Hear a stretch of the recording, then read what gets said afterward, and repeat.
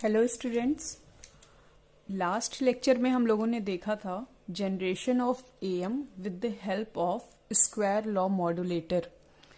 तीन मेथड हम लोगों ने देखा था कि तीन मेथड यूज करते हैं जनरली एएम को जनरेट करने के लिए। पहला था square law modulator, balance modulator दूसरा, और तीसरा है कलेक्टर एंड बेस मॉड्यूलेटर, जिसमें से स्क्वायर लॉ मॉड्यूलेटर को हम देख चुके हैं ऑलरेडी। स्क्वायर लॉ मॉड्यूलेटर में क्या था, मैसेज सिग्नल और कैरियर सिग्नल को समर के थ्रू ऐड करके स्क्वायर लॉ डिवाइस के इनपुट पे भेजा जा रहा था। स्क्वायर लॉ डिवाइस के तौर पे हम क्या ले रहे थे, डायोड, ठीक है। और जो भी आउटपुट स्क्वायर लॉ डिवाइस पे मिल रहा था उसे हम एक बैंड पास फिल्टर से पास कर रहे थे, जिससे कि हमें जो डिजायर्ड फ्रीक्वेंसी है वो मिल जाए, और जो अनडिजायर्ड फ्रीक्वेंसी या नॉन लीनियर टर्म्स आ रहे थे, स्क्वायर के टर्म्स आ रहे थे, उन्हें हम बैंड पास फिल्टर से पास कर दें, ठीक है। तो हमें इससे एएम जनरेट होके आउटपुट पे मिल रहा था। फर्स्ट मेथड होप आप लोगों को समझ में आया होगा। सेकंड मेथड है balanced modulator. Balanced modulator with किसके लिए, एएम के जनरेशन के लिए, ठीक।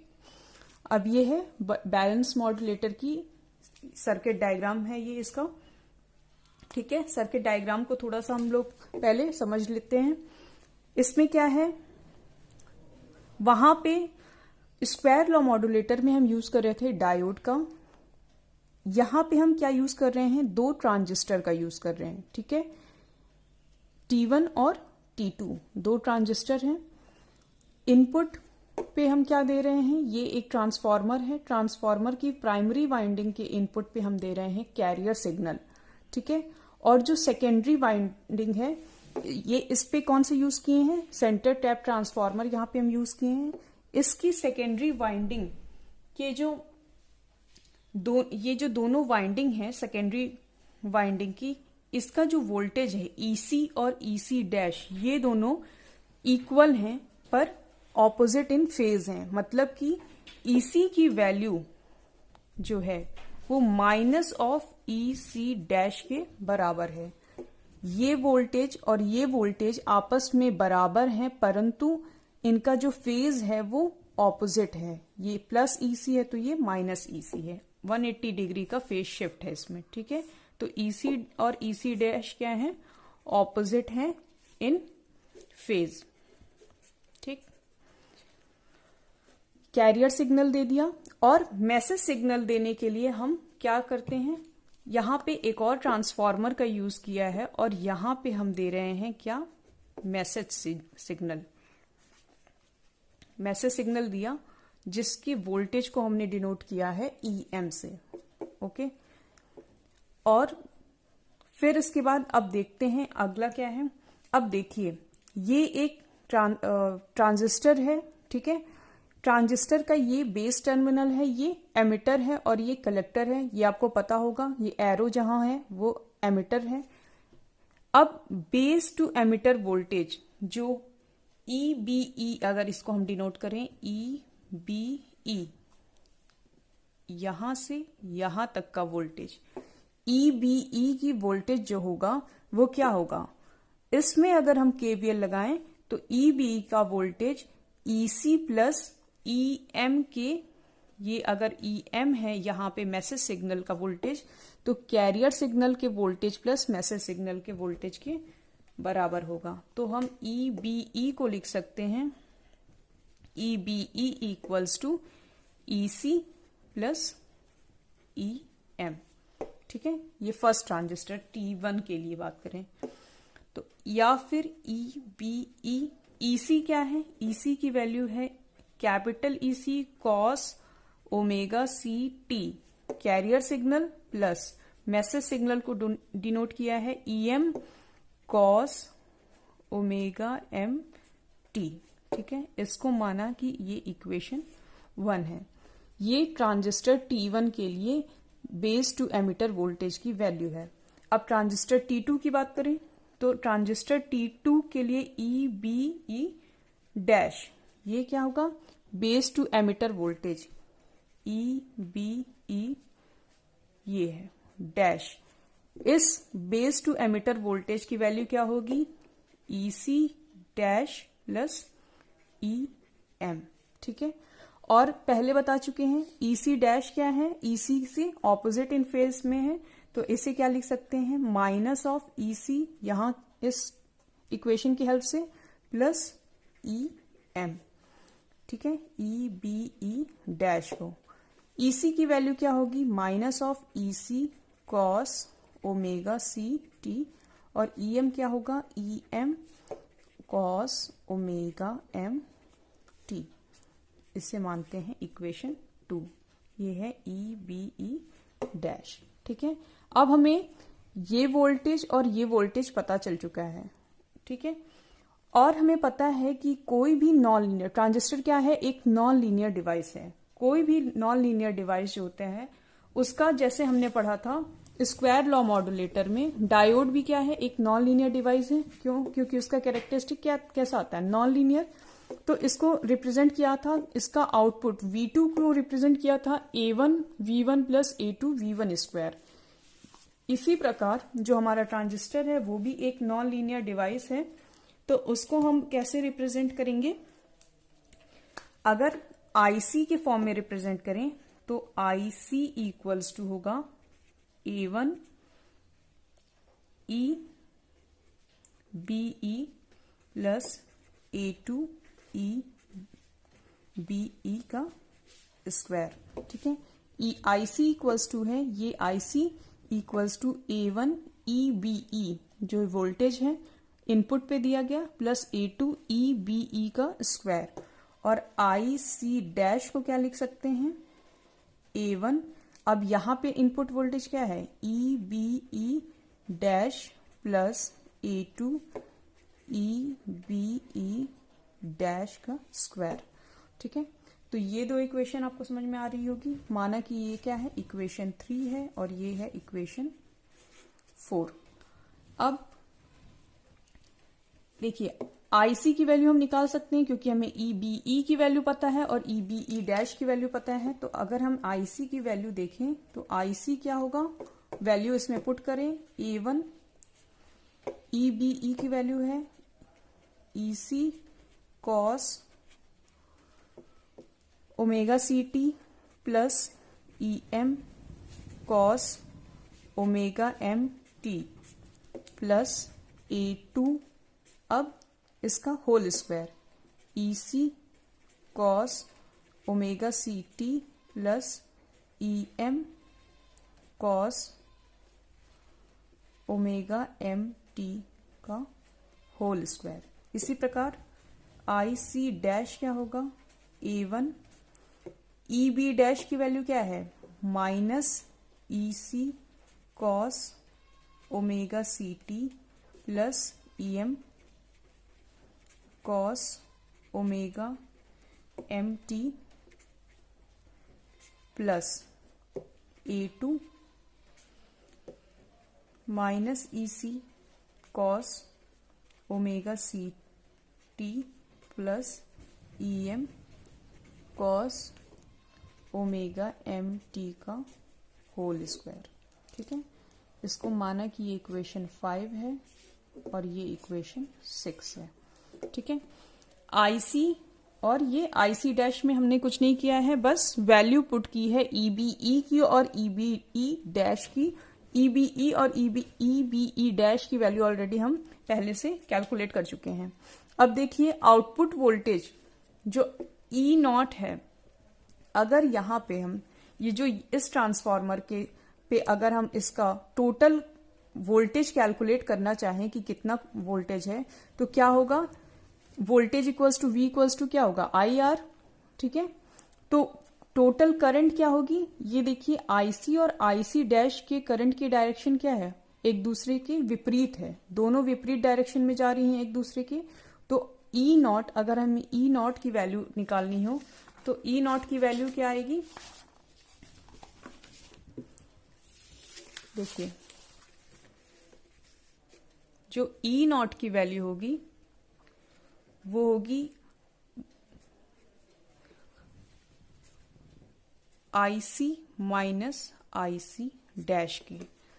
v इक्वल्स टू क्या होता है, I इंटू आर। अगर r कोई कांस्टेंट है, कांस्टेंट वैल्यू है, तो ये k क्या है, माना कि k एक रेजिस्टेंस है जो कि कांस्टेंट है, तो जो करंट होगी वो IC माइनस इन दोनों करंट का डिफरेंस होगी। क्यों डिफरेंस होगी?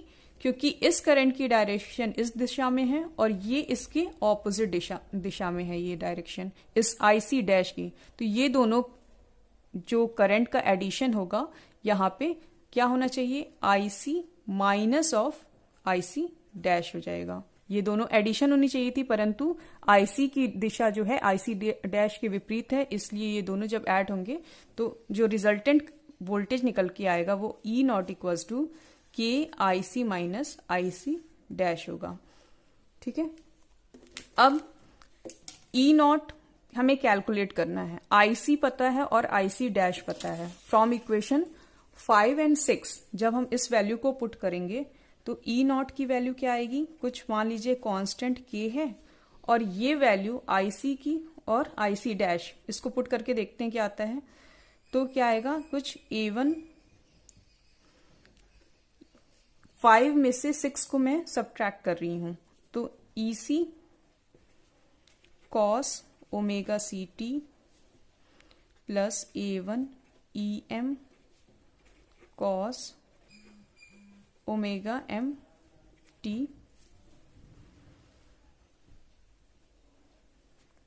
प्लस ये होल स्क्वायर, इसको जब ओपन करेंगे तो क्या आएगा, A2 EC square cos square omega CT plus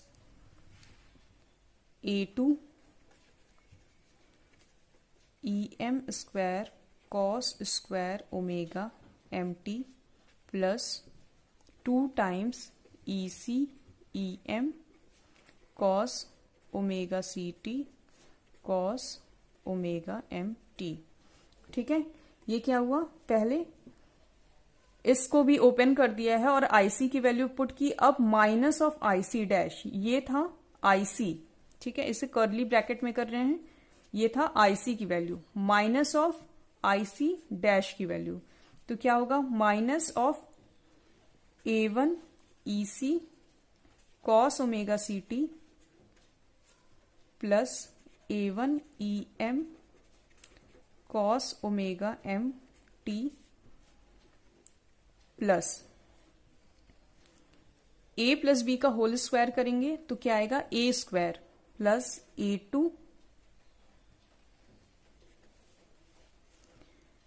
EC square cos square omega CT plus A2 EM square cos square omega MT, A square plus B square plus 2AB, तो plus की जगह यहां क्या हो जाएगा, minus 2A2 EC EM cos omega CT और cos omega MT। ठीक है, तो ये क्या हो गया, IC माइनस IC डैश।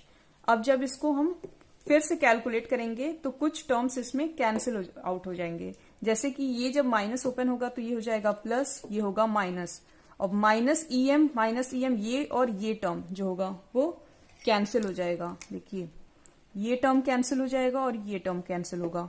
फिर ये क्या है, minus A2 EC square cos square और ये है plus A2 EC square cos square. तो कौन कौन से जब ओपन करेंगे तो ये टर्म और सेकंड में ये टर्म भी कैंसिल आउट हो जाएंगे। तो ओवरऑल कैलकुलेशन करने पे हमें क्या मिलेगा,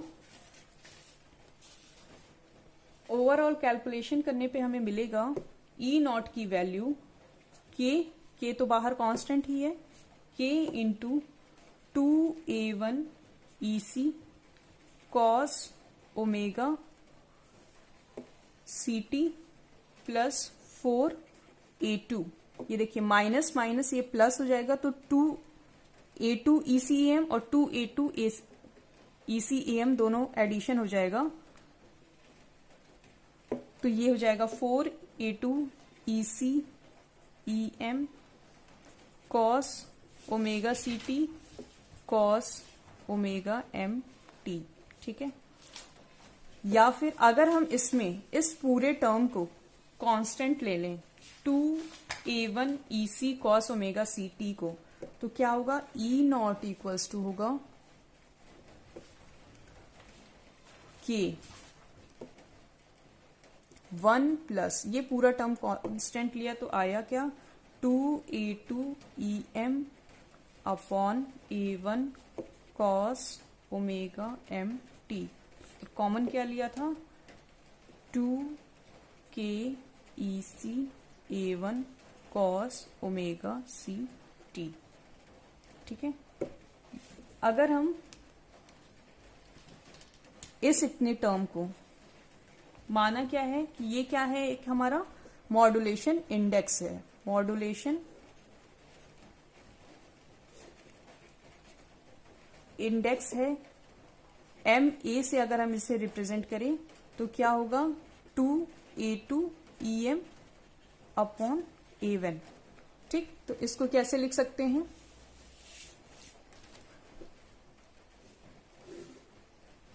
ई नॉट इक्वल्स टू हो सकता है के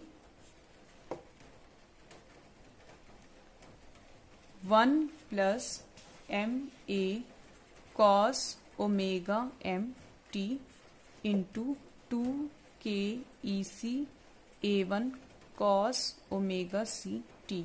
आपको, अगर आपने पहले के लेक्चर देखे होंगे या खुद से भी पढ़ा होगा तो आपको पता होगा कि AM का जो इक्वेशन होता है वो क्या होता है, AC 1 प्लस KAMT या mu AC 1 plus KAMT cos omega C T, कुछ इस टाइप का आता है, जहां MT को हम AM कॉस ओमेगा MT रखते हैं तो KAM को हम म्यू लिख देते हैं। तो जो AM का जो इक्वेशन आता है स्टैंडर्ड, वो कुछ इस टाइप से आता है, AC 1 प्लस KAMT। तो आप अगर इस इक्वेशन को इस E नॉट से कंपेयर करें,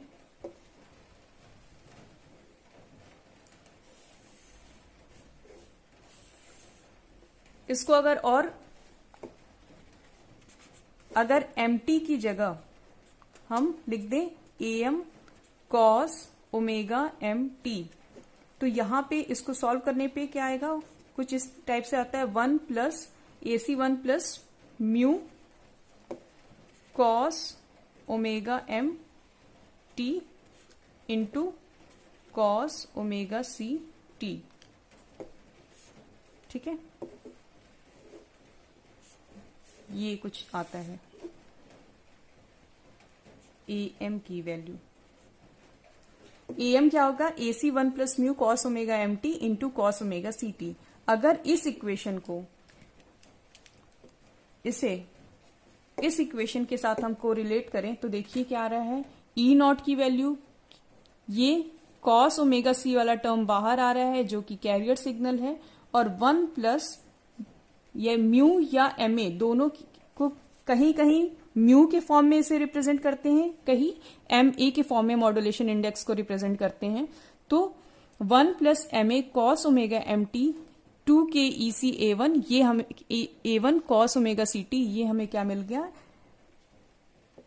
एम्पलीट्यूड मॉड्यूलेशन की जो आउटपुट वेव फॉर्म था, सॉरी आउटपुट वोल्टेज था इस मॉड्यूलेटर का, वो मिल गया। यानी कि हमें आउटपुट पे क्या मिला, AM आउटपुट मिल गया with the help of balance modulator. ठीक है, एक बार फिर से हम देख लेते हैं इसमें। इसके पहले हमने पढ़ा था square law modulator. Square law modulator में हमने यूज किया था डायोड। ठीक है, डायोड, अब देखिए स्क्वायर लॉ डिवाइस का जो आउटपुट आ रहा था वो उसमें V2, आपको याद होगा V2 जो था वो, इसमें कुछ नॉन लीनियर टर्म्स भी आ रहे थे, बट ये हमारे लिए डिजायर्ड नहीं थे। इस अनडिजायर्ड टर्म को हम बैंड पास फिल्टर की हेल्प से पास कर रहे थे। ठीक, अब ये जो हम बैंड पास फिल्टर बनाया था, हमने डिजाइन किया था, ये आइडियल बैंड पास फिल्टर होना चाहिए था। FC माइनस ओमेगा जिसकी लोअर कट ऑफ फ्रीक्वेंसी हो और FC प्लस ओमेगा इसकी अपर कट ऑफ फ्रीक्वेंसी हो। पर जैसा कि आप जानते हैं आइडियली किसी भी चीज को बनाना पॉसिबल नहीं है। इस बैंड पास फिल्टर में अगर ये इसका आइडियल ग्राफ है बैंड पास फिल्टर का, अगर इसमें थोड़ा सा भी वेरिएशन हुआ तो ये बगल के अपने जो सिग्नल है, जो अनडिजायर्ड सिग्नल है, इसको भी पास कर सकता है। अगर ये थोड़ा सा भी जो आइडियल बैंड पास फिल्टर अपने कर्व से थोड़ा सा भी वेरिएट हुआ तो आप देख सकते हैं इसमें इसके बगल वाले सिग्नल की भी कुछ फ्रीक्वेंसी के कंटेंट आने की संभावना है और उससे क्या होगा, इंटरफेरेंस होने की प्रोबेबिलिटी बढ़ जाती है। ये प्रॉब्लम थी हमारे स्क्वायर लॉ मॉड्यूलेटर में, क्योंकि उसमें बैंड पास फिल्टर यूज करना पड़ रहा था।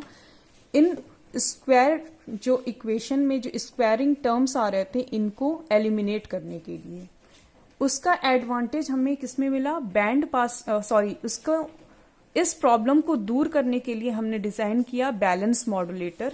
बैलेंस मॉड्यूलेटर में हमने यूज किया ट्रांजिस्टर का। जब हम इसका आउटपुट ड्रॉ करें, जब E0 की वैल्यू कैलकुलेट किया हमने, तो E0 में ऑटोमेटिकली जो स्क्वायर टर्म थे वो कैंसिल आउट हो जा रहे थे और सिर्फ हमें जो डिजायर्ड कंटेंट ऑफ फ्रीक्वेंसी चाहिए थी वो हमें आउटपुट पे मिल रही थी। देखिए E0 equals to K1 plus MA cos omega MT 2K EC A1 cos omega CT। ये हमें जो AM का डिजायर्ड आउटपुट है वो मिल रहा था। यहाँ पर हमें किसी भी बैंड पास फिल्टर को अलग से लगाने की जरूरत नहीं पड़ रही थी। ठीक है, तो ये एक इसका एडवांटेज है बैलेंस मॉड्यूलेटर का। ओके, तो ये एक टॉपिक था आपका बैलेंस मॉड्यूलेटर, जिसकी हेल्प से हमने जनरेट किया AM को। अब इसके बाद एक नेक्स्ट टॉपिक होगा कलेक्टर बेस मॉड्यूलेटर। 3 मेथड था, आप लोगों को मैंने पहले भी बताया था।